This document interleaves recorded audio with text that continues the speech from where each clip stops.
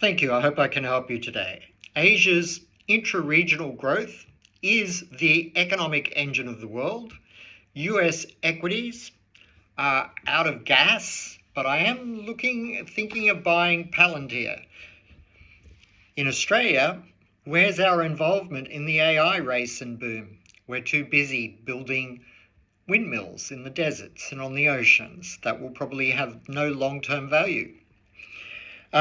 Japan data today is the true indicator of what I've been teaching since 2010 on the global stage, major economic conferences, and mentioning in videos and talks for, the likes of EY and KPMG, etc., that intra-regional growth, a term that I invented back in 2010, is the economic engine of the world. Today, we saw Japan's exports rise 17% year on year, and this is with the imposition of the US tariffs.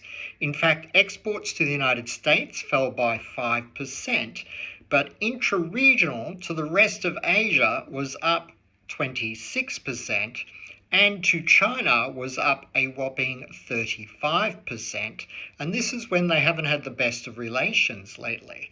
So it's very encouraging, and also part of that is very much the export of chips and, of course, electronics. Overall, over the past 2 months, exports to the United States have fallen 16%. The Japanese economy last year grew at 1.1%, but these numbers suggest with an export surge that economy is going to be gaining traction. And of course, the new government there will be very happy to see that. US equities. Well, I think they're out of gas. I'm short. But one stock I'm looking at is Palantir. Palantir is in a very significant trading range at the moment. In fact, if it were to break below 125, and I'm not suggesting jump in and buy Palantir here, I'm just suggesting take a look. If it were to break below 125, Palantir could, even if, the AI bubble is going to burst, Palantir would be a great short because it would fall to around $100 or even $50, which is on no one's radar. So that's well worth looking at.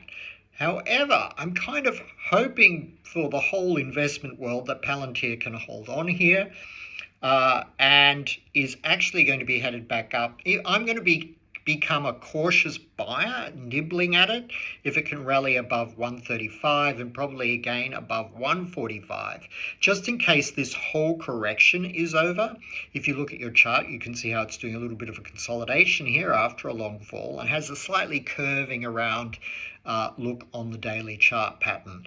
So a little bit of encouragement there. That's a stock I would buy if the US economy can hold and rally.